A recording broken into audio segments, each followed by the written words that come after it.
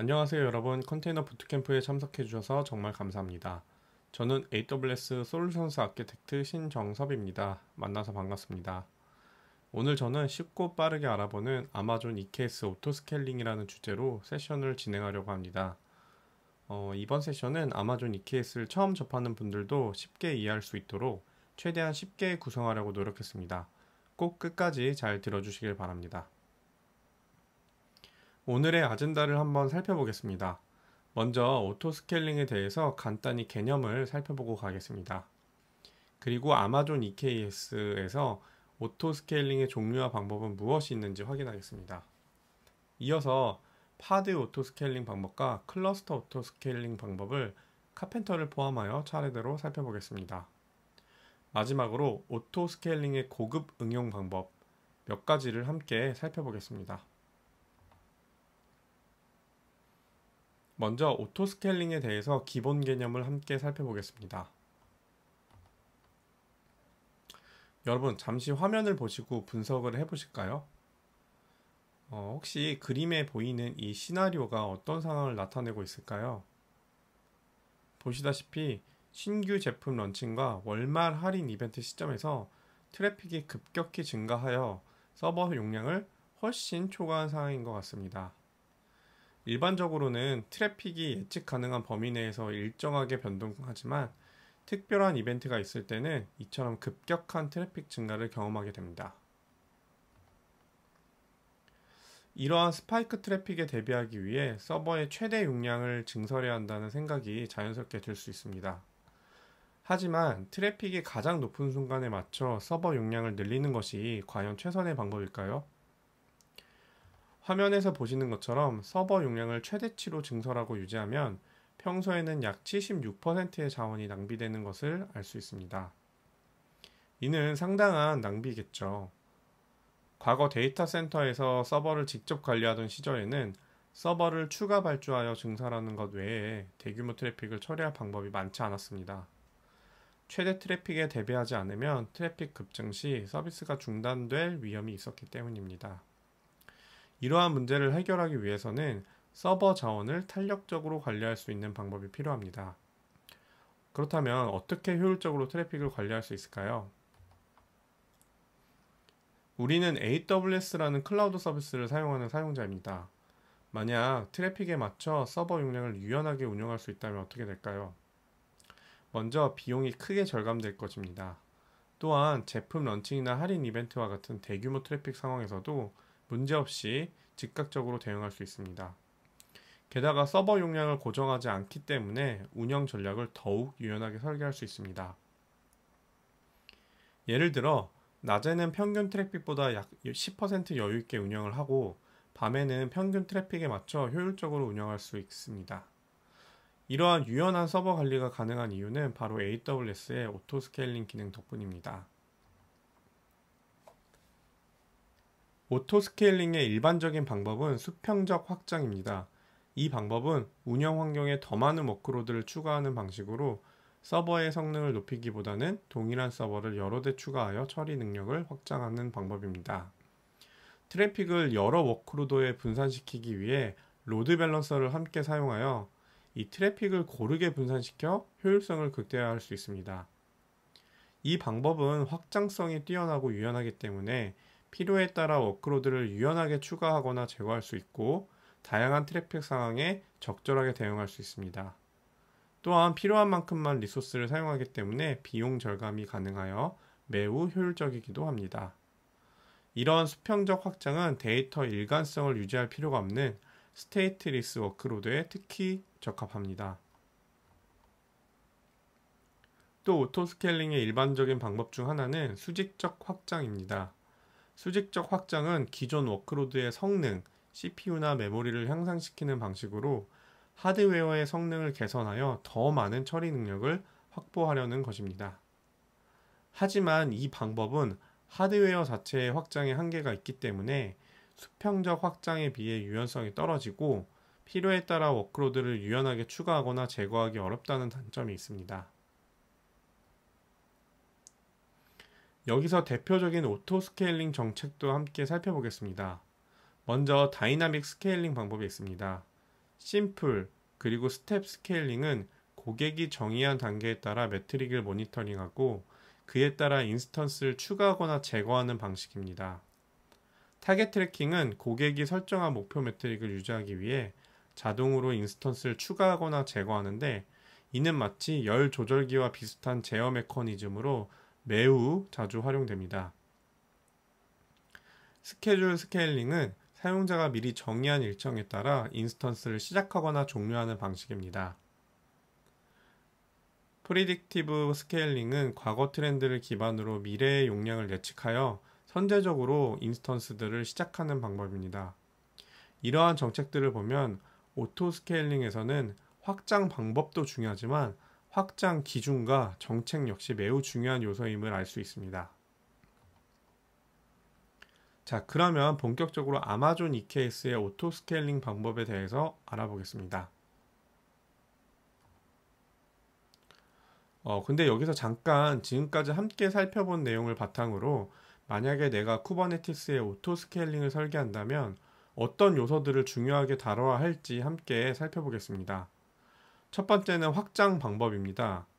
컨테이너의 수평적 확장은 동일한 컨테이너를 여러 개 추가하여 트래픽을 분산시키는 방법입니다. 그리고 컨테이너의 수직적 확장은 기존 컨테이너의 리소스, CPU, 메모리 등을 늘려 성능을 향상시키는 방법입니다. 노드의 수평적 확장은 클러스터 내에 새로운 노드를 추가하여 컨테이너를 더욱 확장하는 방법입니다. 노드의 수직적 확장도 기존 노드의 리소스를 증설하여 컨테이너를 더욱 확장할 수 있도록 합니다. 두 번째는 확장 기준입니다. 컨테이너 매트릭 기반 확장은 CPU 사용량, 메모리 사용량 등의 컨테이너 리소스 사용량을 모니터링하여 확장 또는 축소를 결정합니다. 애플리케이션 매트릭 기반 확장은 애플리케이션 레벨의 매트릭을 기준으로 확장을 조정합니다. 예를 들면 응답 시간이나 처리량 등이 있을 수 있습니다. 이벤트 기반 확장은 일정에 따라 자동으로 스케일링을 하거나 외부 대기열의 길이, 특정 이벤트가 발생하면 확장을 트리거하는 방식입니다. 마지막으로 확장 정책입니다. 단순 확장 정책은 특정 조건이 충족될 때마다 동일한 수의 인스턴스를 추가하거나 제거합니다. 단계 확장 정책은 조건에 따라 여러 단계로 나누어 점진적으로 인스턴스를 추가하거나 축소하는 방식입니다. 목표 추적 확장 정책은 목표로 설정한 매트릭, 예를 들면 평균 CPU 사용률 등을 유지하기 위해 자동으로 인스턴스를 조정하는 방법으로 앞에서 살펴봤던 타겟 트래킹 방법과 동일하며 가장 널리 사용되는 방식 중에 하나입니다. 즉, 이러한 요소들을 먼저 고민해보고 실제 쿠버네티스의 오토 스케일링 방법들을 함께 비교하면서 알아간다면 조금 더 이해가 잘 되실 것 같습니다. 그렇다면 아마존 EKS에서는 이런 오토 스케일링을 어떤 방법으로 할 수 있는지 알아보겠습니다. 먼저 확장 방법은 파드의 수평 확장과 수직 확장이 있습니다. 파드의 수평 확장은 호리젠탈 팟 오토스케일러 HPA라고 부릅니다. 말 그대로 서비스를 처리할 파드 자원이 부족한 경우에 신규 파드를 프로비저닝하는 방법이고, HPA는 CPU 사용률이나 메모리 사용량 등 특정 매트릭을 기준으로 파드 수를 자동으로 조정합니다. 수직 확장은 버티컬 팟 오토스케일러 VPA라고 부릅니다. 이는 서비스를 처리할 파드 자원이 부족한 경우 추가로 리소스를 할당한 파드를 새롭게 프로비저닝하는 방법입니다. VPA는 파드의 CPU와 메모리 요청을 동적으로 조정하며 적절한 리소스를 할당하게 됩니다. 물론 이러한 파드를 무한정 배치할 수 없고 새롭게 배치할 노드 자체의 확장도 필요하기 때문에 이를 지원하는 것이 클러스터 오토스케일러와 카펜터입니다. 클러스터 오토스케일러는 클러스터 내에 자원이 부족할 때 자동으로 새로운 노드를 추가하여 클러스터의 용량을 확장합니다. 카펜터는 더욱 효율적이고 빠르게 노드를 프로비저닝하는 오픈소스 프로젝트로 클러스터의 자원 사용률을 최적화할 수 있습니다. 간단하게 동작하는 흐름을 살펴보겠습니다. 먼저 워커 노드에 파드가 열심히 동작하고 있습니다. 하지만 트래픽이 많아지고 각 파드의 리소스 사용량이 증가할수록 수집된 매트릭 지표가 올라가게 됩니다. HPA 컨트롤러는 이를 확인하고 레플리카 셋을 검토하여 조건에 맞는 경우 새로운 파드를 준비시킵니다. 새로운 파드는 노드의 리소스가 여유가 있다면 바로 노드에 배치됩니다. 하지만 리소스가 부족하면 펜딩 상태로 머물게 됩니다. 이때 클러스터 오토스케일러는 오토스케일링 그룹에 새로운 워커노드의 프로비저닝을 요청하게 됩니다. 새롭게 워커노드가 생성되면 펜딩 상태로 있던 파드는 새로운 노드로 배포됩니다. 이 흐름이 기본적인 아마존 EKS의 오토스케일링 동작 흐름입니다. 이해가 잘 안되더라도 괜찮습니다.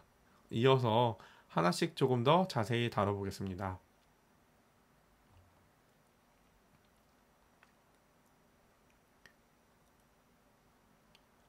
먼저 파드의 오토스케일링에 대해서 자세히 살펴보겠습니다. 먼저 HPA 동작 방식을 살펴보겠습니다. 그 전에 C 어드바이저와 쿠블릿에 대해 잠깐 설명을 드리겠습니다. C 어드바이저는 오픈소스 컨테이너 모니터링 도구입니다. 컨테이너의 리소스 사용량, CPU, 메모리, 네트워크, 디스크 I/O 등을 수집하고 분석합니다. 쿠블렛은 각 노드에서 실행되는 쿠버네티스의 주요 에이전트입니다. 파드의 생성, 수정, 삭제 등 컨테이너 수명 주기를 관리합니다. 쿠버네티스에서 C 어드바이저는 쿠블렛 내부에 통합되어 있습니다. 즉, C 어드바이저의 기능이 쿠블렛 일부로 포함되어 동작합니다.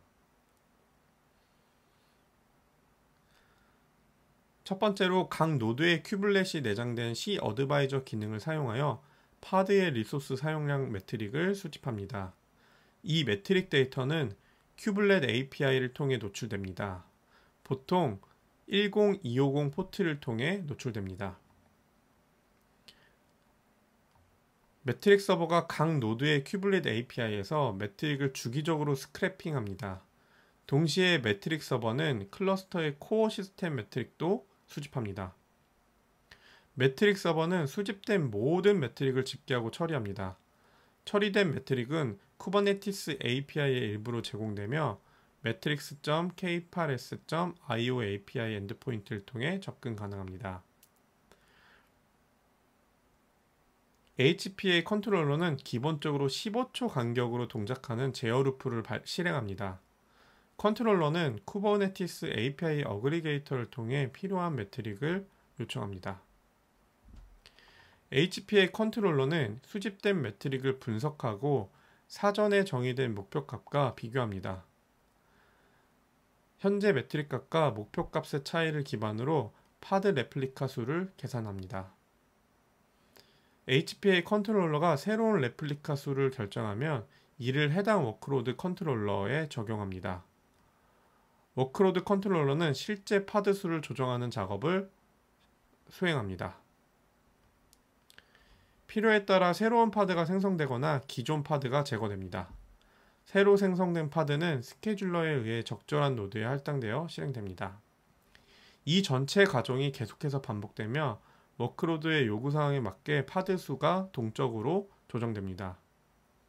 이 프로세스를 통해 쿠버네티스는 워크로드의 리소스 사용량을 지속적으로 모니터링하고 필요에 따라 자동으로 파드 수를 조절하여 애플리케이션의 성능과 리소스 효율성을 최적화합니다.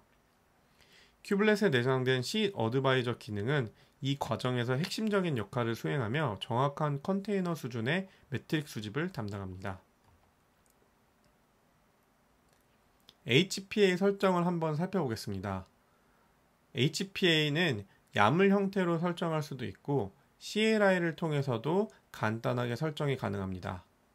이 설정은 My Nginx 디플로이먼트의 파드들이 평균 CPU 사용률 50%를 유지하도록 자동으로 파드 수를 조절하는 설정입니다.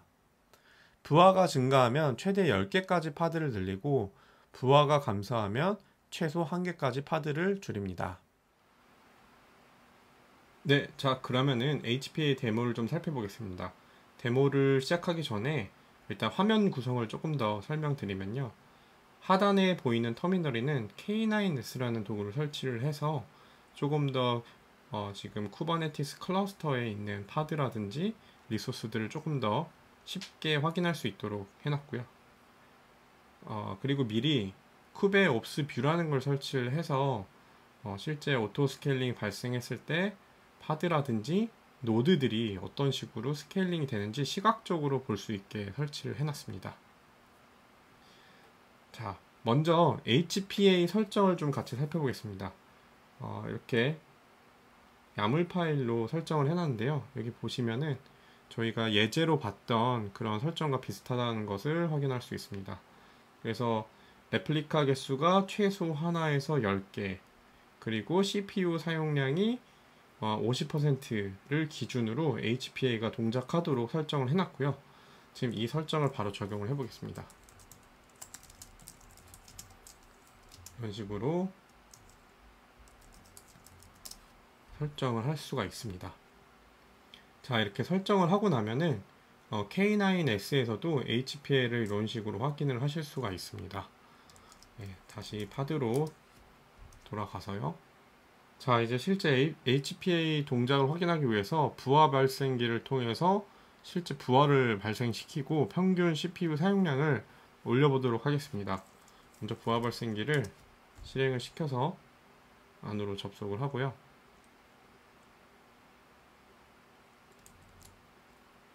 그리고 이제 while문 같은 걸 통해서 강제로 실제 그 샘플 애플리케이션에 리퀘스트를 날리면서 부하를 발생시키겠습니다. 자, 그러면 실제 우리가 이 부하에 대해서 HPA가 어떻게 동작하는지 확인을 좀 해볼게요.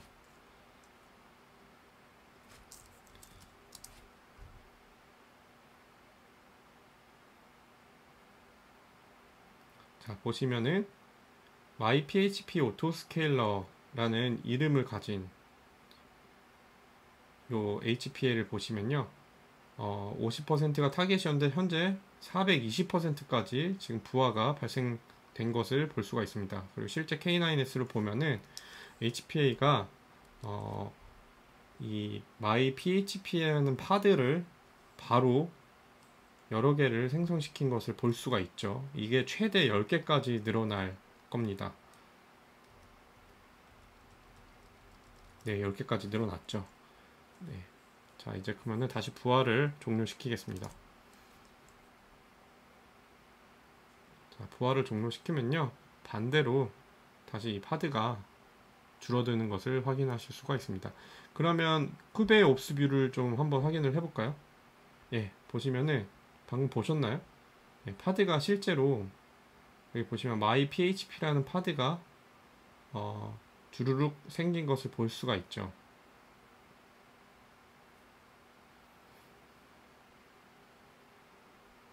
다시 HPA를 가보면은 부하가 줄어들고 있는 것도 확인을 하실 수가 있습니다.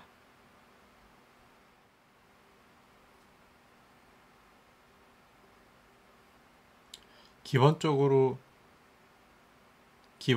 HPA는 스케일 다운 같은 경우에는 즉시 하지 않고 일정 시간 정도 대기합니다. 이는 일시적인 부하 감소에도 이렇게 과도하게 워크로드가 반응하는 것을 줄여서 안정성에 영향을 좀 최소화하려는 건데요. 따라서 지금 부하가 줄었고 어느 정도 일정 시간 지난 이후에 이렇게 파드가 다시 레플리카 개수만큼 줄어든 것을 확인하실 수가 있습니다. 다음으로는 VPA 설정에 대해 설명드리겠습니다. 사용자가 VPA 객체를 생성하여 특정 워크로드에 대한 VPA를 설정하게 되는데요. 그 다음으로는 레코멘데이션 산출 단계가 들어갑니다. VPA 레코멘더가 VPA 구성을 읽고 리소스 사용량 데이터를 기반으로 최적의 리소스 설정을 추천하게 됩니다. VPA 레코멘더는 매트릭 서버로부터 파드의 리소스 사용량 데이터를 수집하고 분석하여 최적의 리소스 요구사항을 추천합니다. 이때 15%의 안전 마진을 두게 됩니다. VPA 리코멘더가 계산한 리소스 추천 정보를 VPA 객체에 제공하면 이 VPA 업데이터가 이 정보를 읽어오게 됩니다. 만약 현재 실행 중인 파드의 리소스 설정이 추천값과 크게 다른 경우 VPA 업데이터는 현재 파드를 종료하고 새로운 리소스 설정으로 재생성할 것을 요청합니다. 이 과정에서 디플로이먼트 컨트롤러가 새로운 파드를 생성합니다. VPA 어드미션 컨트롤러는 VPA 객체에서 최신 리소스 추천 정보를 읽어와 새로 생성되는 파드에 추천된 리소스 설정을 적용합니다. 이 프로세스를 통해 VPA는 파드의 리소스 요구사항을 지속적으로 모니터링하고 최적화하여 애플리케이션의 성능을 향상시키고 리소스 활용도를 개선합니다. VPA 설정을 같이 살펴보겠습니다. 이 VPA는 MyNginx라는 디플로이먼트를 대상으로 작동하며 해당 디플로이먼트의 모든 컨테이너에 대해 리소스 사용량을 자동으로 조정합니다. CPU 사용량은 최소 0.1코어에서 최대 1코어 사이, 그리고 메모리 사용량은 약 50MB에서 500MB 사이로 조정됩니다. VPA는 이 범위 내에서 실제 애플리케이션의 리소스 사용량을 모니터링하고 필요에 따라 파드의 리소스 요청을 자동으로 조정합니다. 자, 그러면은 VPA 데모도 한번 살펴보겠습니다. 현재 클러스터에는 VPA를 배포해 둔 상황이고요. 지금 VPA를 위해서 또 샘플 앱을 좀 배포를 해 보겠습니다. 먼저 샘플 앱을 배포를 해 보겠습니다. 네. 이 햄스터라는 그 샘플 앱은요, 이 설정을 보시면은 CPU와 메모리 사용량이 이런 식으로 지정이 되어 있죠. 그래서 실제로 만약에 이 샘플 앱이 여기에 지정된 리소스보다 더 많은 리소스를 사용한다면은 VPA 리코멘더가 이 파드를 분석을 해서 실제 CPU와 메모리 요구사항이 적절한지 확인을 하겠죠. 그리고 VPA 업데이터가 업데이트 값으로 해야 할 값으로 파드를 다시 시작을 할 겁니다. 예. 따라서 좀 시간이 지나서 살펴보면요, 이 샘플 앱들이 어떤 식으로 다시 재식하는지 한번 비교를 해보겠습니다. 현재 지금 배포를 한 햄스터 파드 같은 경우에는 설정대로 적용이 되어 있는지 한번 디스크라이브를 한번 해볼게요. 이렇게 디스크라이브를 해보면은 요 밑에 이 리퀘스트 리소스 값들이 실제 설정과 동일하다는 것을 확인을 하실 수가 있죠. 자, 그러면 한 조금만 기다려서 실제 VPA가 다시 파드를 생성할 때까지 한번 지켜보겠습니다.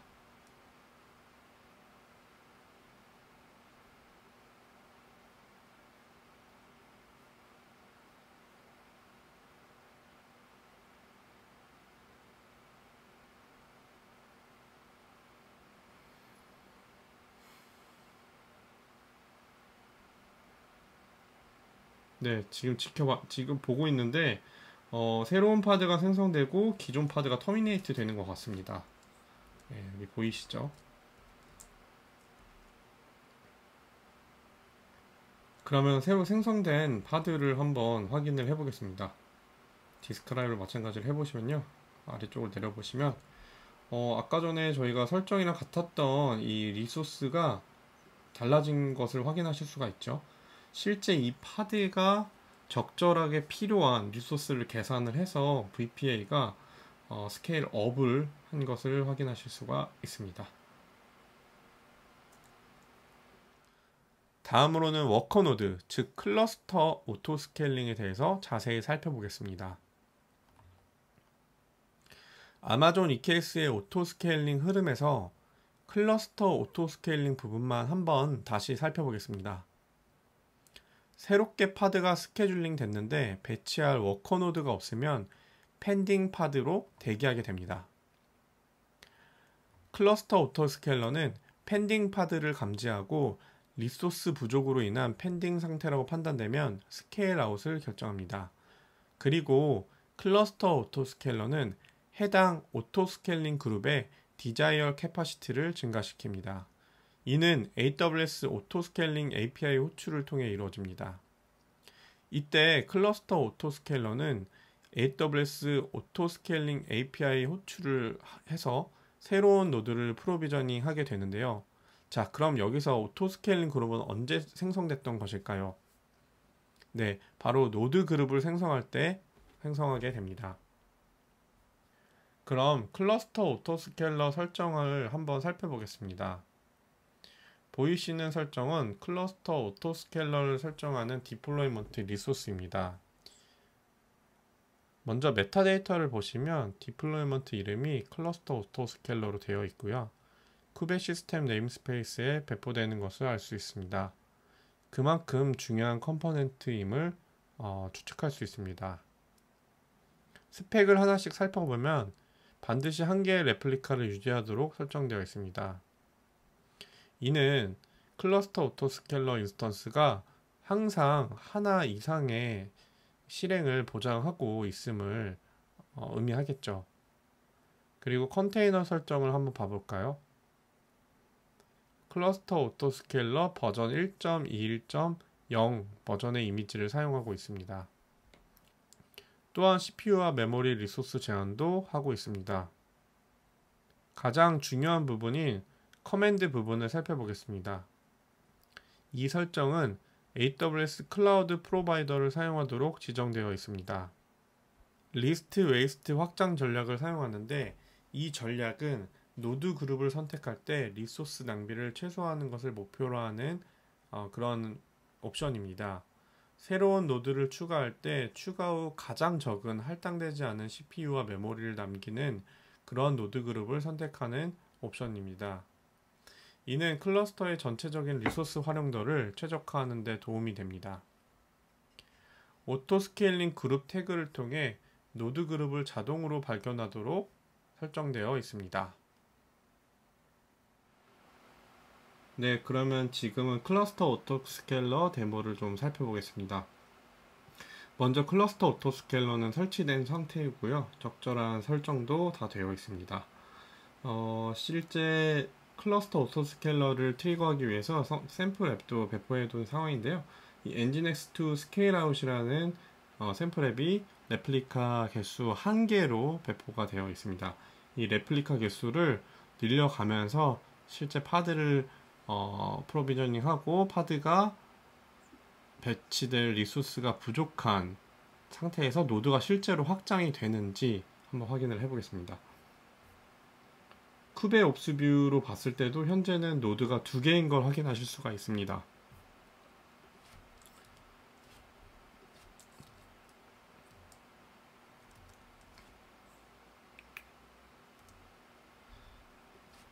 자, 그러면은 이 엔진X2 스케일아웃을 레플리카 개수를 10개로 한번 늘려보도록 하겠습니다.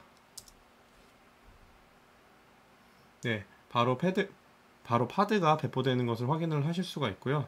실제 펜딩 파드가 발생한 것을 확인하실 수가 있습니다. 이렇게 쿠베 옵스 뷰를 보더라도 펜딩 파드 5개가 지금 현재 대기 중으로 반짝거리는 것을 확인하실 수가 있죠. 네, 이렇게 쿠베 옵스 뷰를 확인을 해보면 실제 노드가 2개가 더 생성이 됐고 펜딩 파드가 새로 생긴 노드에 이런 식으로 배치가 된 것을 확인하실 수가 있습니다.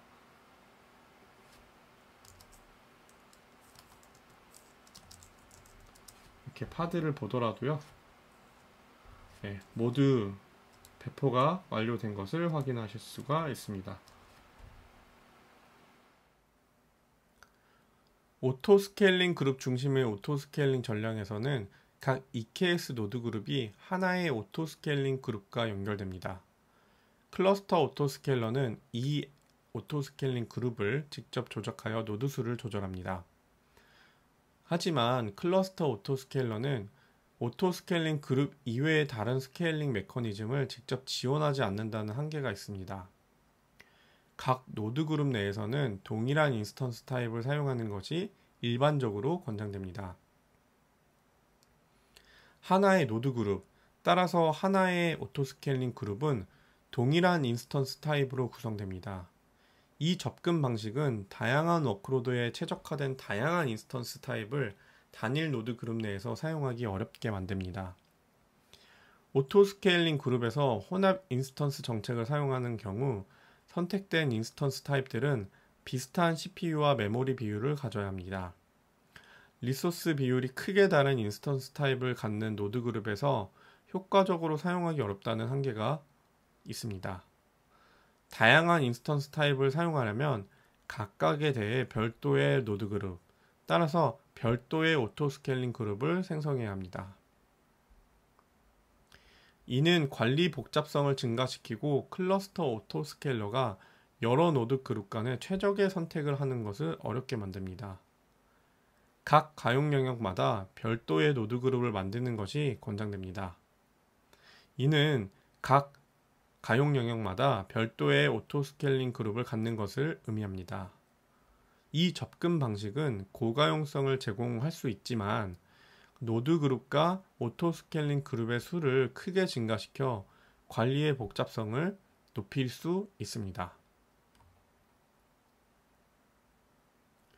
따라서 많은 AWS의 쿠버네티스, EKS 사용자들이 클러스터 자동 확장 구성에 어려움을 겪고 있습니다. 이는 다음과 같은 결과로 이어질 수 있습니다. 첫 번째, 복잡한 설정입니다. 여러 노드 그룹, 오토스케일링 그룹, 인스턴스 타입을 관리해야 하므로 설정이 복잡해집니다. 둘째, 최적화에 어려움이 생깁니다. 다양한 워크로드에 대해 최적의 리소스를 할당하는 것이 어렵습니다. 세 번째, 운영 부담이 증가합니다. 지속적인 모니터링과 수동 조절이 필요할 수 있습니다. 마지막으로 비용 관리의 어려움도 있습니다. 특히 스팟 인스턴스를 사용할 경우 이 비용 최적화가 상당히 복잡하게 됩니다. 이러한 문제들을 해결하기 위해 AWS는 카펜터와 같은 새로운 솔루션을 도입하고 있습니다. 카펜터는 이러한 복잡성을 줄이고 더 유연하고 효율적인 클러스터 자동 확장을 가능하게 만들어줍니다. 자, 그럼 카펜터를 함께 살펴보겠습니다. 카펜터는 유연한 노드 프로비저닝을 제공합니다. 다양한 인스턴스 타입을 동적으로 선택하여 워크로드에 최적화된 노드를 프로비저닝하며 오토 스케일링 그룹에 의존하지 않고 직접 EC2 인스턴스를 관리합니다. 카펜터는 빠른 스케일링이 가능합니다. 초 단위의 빠른 스케일링으로 워크로드 변화에 신속하게 대응할 수 있으며 필요한 경우 새 노드를 빠르게 프로비저닝하여 파드 스케줄링 지연을 최소화합니다. 비용 최적화 역시 중요한 특징입니다. 스팟 인스턴스와 온디맨드 인스턴스를 효율적으로 혼합하여 사용하고 워크로드 요구사항에 가장 적합한 인스턴스 타입을 자동으로 선택합니다. 카펜터는 지능적인 통합관리 기능을 갖추고 있습니다. 노드 그룹 개념 없이 클러스터 전체를 단일 리소스 풀로 관리하며 파드 요구사항에 따라 자동으로 적절한 노드를 선택하게 됩니다. 설정도 간소화되어 있습니다. 복잡한 노드 그룹 구성 없이 관리의 부담이 줄어들고 단일 카펜터 설정으로 다양한 워크로드 요구사항을 충족시킬 수 있습니다. 향상된 리소스 활용 또한 카펜터의 강점입니다. 빈 노드를 자동으로 제거해주고 따라서 리소스 낭비를 최소화해주고 그리고 워크로드 특성에 맞춰 노드 크기를 최적화해줍니다.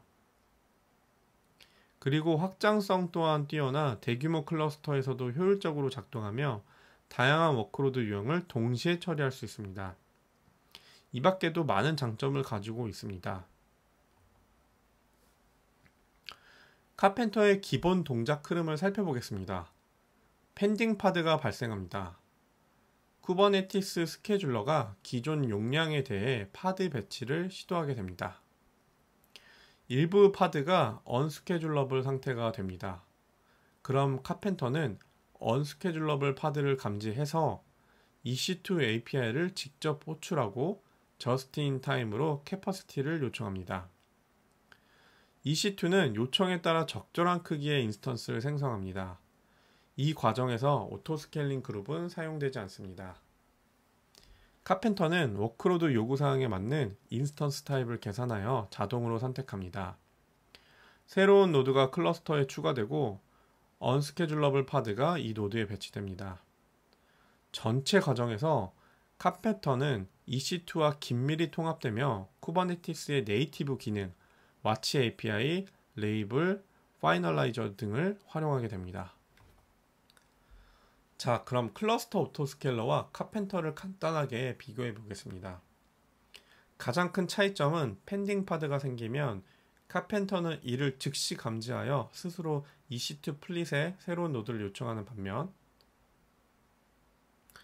클러스터 오토스케일러는 AWS 오토스케일링 API 호출을 한 번 더 거친다는 차이가 있습니다.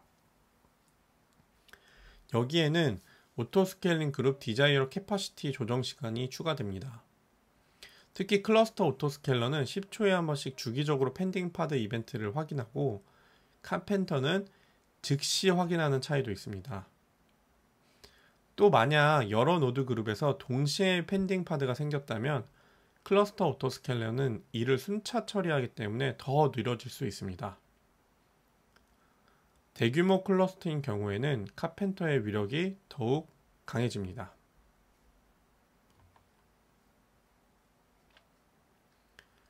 카펜터의 동작 흐름을 좀 더 자세히 살펴보겠습니다.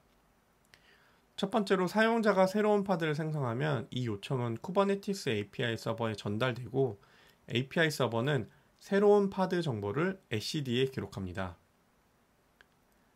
스케줄러는 etcd를 통해 새로운 파드 생성 이벤트를 감지하고 파드를 스케줄링하려고 시도합니다. 적절한 노드를 찾지 못하면 파드 상태를 언스케줄러블 상태로 변경하고 이를 etcd에 기록하게 됩니다. 카펜터는 와치 API를 통해 언스케줄러블 상태의 파드 이벤트를 실시간으로 감지합니다.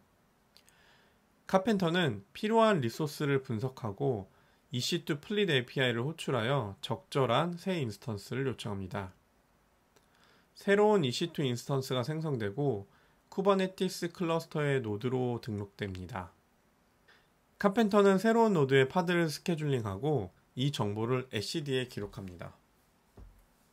스케줄러는 새로운 노드의 파드를 바인딩하게 되고 이 정보를 etcd에 다시 기록하게 됩니다. 큐블렛은 파드를 실행하게 되고 파드의 상태를 쿠버네티스 API 서버에 마지막으로 보고하게 됩니다.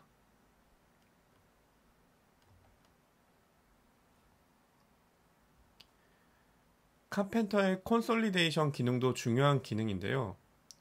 이 기능은 실행 중인 파드를 활용도가 낮은 노드에서 효율적으로 다시 스케줄링하여 클러스터 내 리소스 사용을 극대화합니다. 이를 통해 활용도가 낮은 노드를 종료하고 더 적은 수의 노드로 동일한 작업을 수행할 수 있게 합니다. 그럼 카펜터를 설정하는 방법을 간단하게 살펴보겠습니다. 먼저 노드풀과 EC2 노드 클래스를 여러분들이 정의하셔야 됩니다. 노드풀은 쿠버네티스의 클러스터에서 노드 그룹의 구성과 동작을 정의하는 설정입니다. 예를 들면 노드의 선택 기준을 지정합니다. 인스턴스 유형이라든지 용량 유형이 해당합니다. 그리고 워크로드의 요구사항을 정의할 수 있습니다. CPU, 메모리, GPU 등의 요구사항을 정의합니다. 그리고 스케일링 정책 설정과 노드 수명 주기 관리도 할 수 있습니다. 그리고 EC2 노드 클래스는 AWS EC2 인스턴스의 구체적인 설정을 정의할 수가 있습니다. 예를 들면 아미 이미지를 선택을 하거나 서브넷, 보안 그룹 같은 것을 지정할 수 있습니다. IAM 역할, 그리고 태그, 사용자 데이터 등을 설정할 수 있습니다. 간단하게 말해서 노드풀은 어떤 노드가 필요한지를 정의할 수 있고요. EC2 노드 클래스는 그 노드를 AWS에서 어떻게 생성할지를 정의합니다. 자, 그럼 실제 이 구성을 살펴보겠습니다. 먼저 노드풀을 살펴보면요. 인스턴스 유형으로는 C, M, R 카테고리의 인스턴스를 사용한다고 설정했습니다.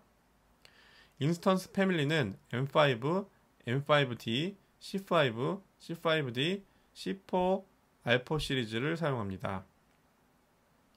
캐퍼시티 타입으로는 스팟 그리고 온디맨트 인스턴스를 모두 사용하도록 설정했습니다. 리소스도 제한을 했습니다. 자, 오른쪽에 EC2 노드 클래스 설정을 한번 살펴보겠습니다. 아미 이미지로는 아마존 리눅스 2023을 사용하도록 했습니다. 그리고 서브넷, 보안 그룹 관련된 설정도 되어 있습니다. 다시 말해 이 두 설정을 통해 카펜터는 지정된 조건에 맞는 EC2 인스턴스를 자동으로 프로비저닝하고 관리할 수 있습니다.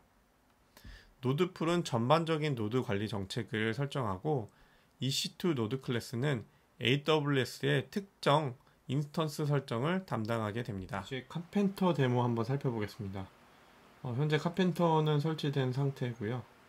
실제 카펜터 설정을 야물 파일로 살펴보면요, 이 노드풀과 EC2 노드 클래스가 정의되어 있습니다.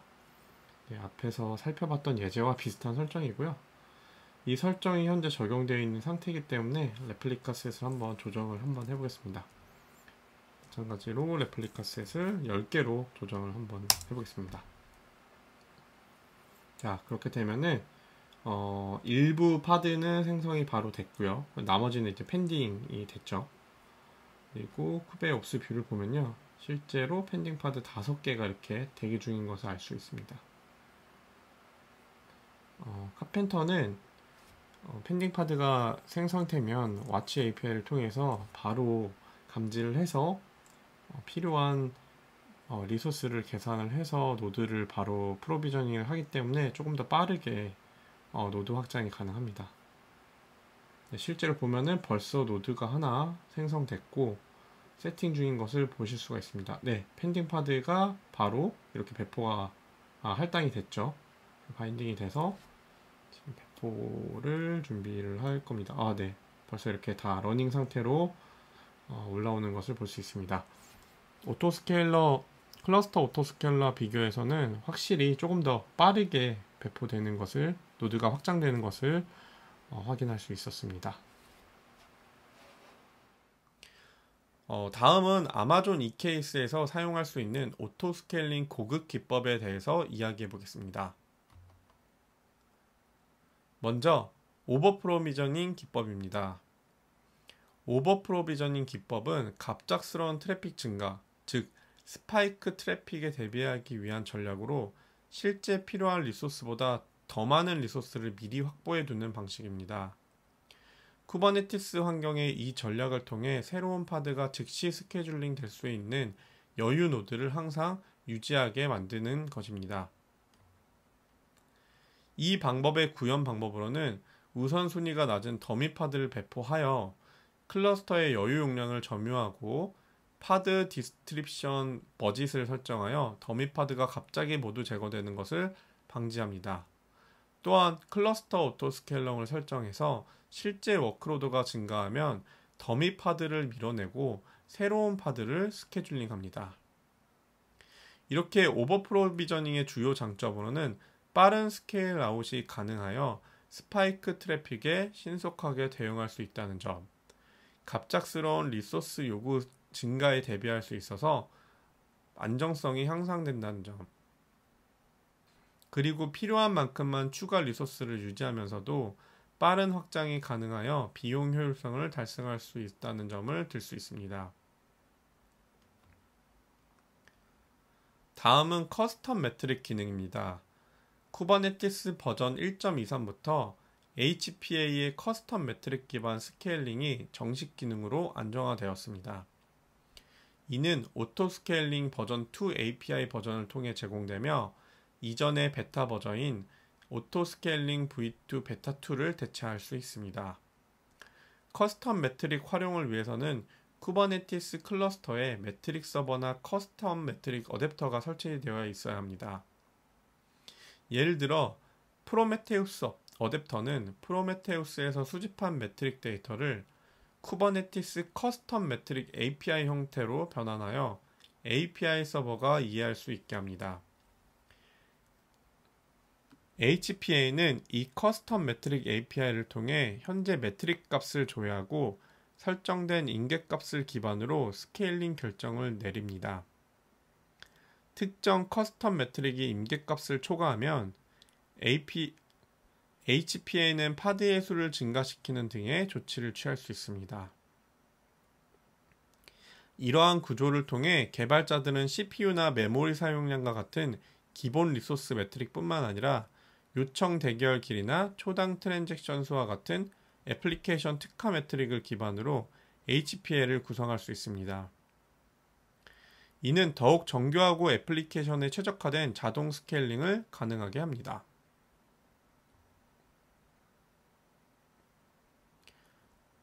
캐다는 쿠버네티스 베이스드 이벤트 드리븐 오토 스케일링의 약자로 쿠버네티스 클러스터 외부의 다양한 이벤트 소스를 기반으로 스케일링을 수행하는 도구입니다. 이미지를 보시면 캐다의 구조를 확인할 수 있습니다.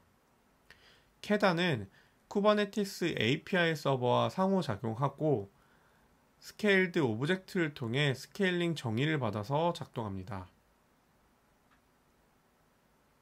캐다의 주요 특징은 다음과 같습니다. 첫째, 캐다는 이벤트 기반 파드 오토 스케일링을 지원합니다. HPL을 활용하여 더 세밀한 스케일링이 가능해집니다. 둘째, 다양한 트리거를 지원합니다. 대표적으로 크론을 이용한 시간 기반 스케줄링, 그리고 CPU와 메모리와 같은 기본 매트릭, 그리고 MySQL, 카프카, 레디스 등 외부 시스템의 매트릭도 활용할 수 있습니다. 셋째, 스케일드 오브젝트를 통해 상세한 스케일링 정의도 가능합니다. 네 번째, 카펜터와의 통합으로 클러스터 레벨 오토 스케일링까지 지원합니다. 아마존 EKS에 캐다를 적용하게 되면 훨씬 더 효율적인 인프라 관리가 가능해집니다. 예를 들어 트래픽이 급증하는 특정 시간대에 크론 트리거로 미리 파드를 스케일 아웃할 수 있습니다. 또한 카프카의 메시지 큐 길이나 레디스의 리스트 길이 등 외부 시스템 매트릭 기반의 스케일링으로 더욱 유연한 대응이 가능합니다. 카펜터와의 통합은 파드 레벨 스케일링을 넘어 클러스터 레벨 스케일링까지 자동화할 수 있어서 EKS 클러스터의 전반적인 효율성을 크게 향상시킵니다. 캐다를 통해 EKS 환경에서 더욱 정교하고 효율적인 오토 스케일링을 구현할 수 있습니다. 이는 비용 최적화와 성능 향상에도 큰 도움이 될 것입니다.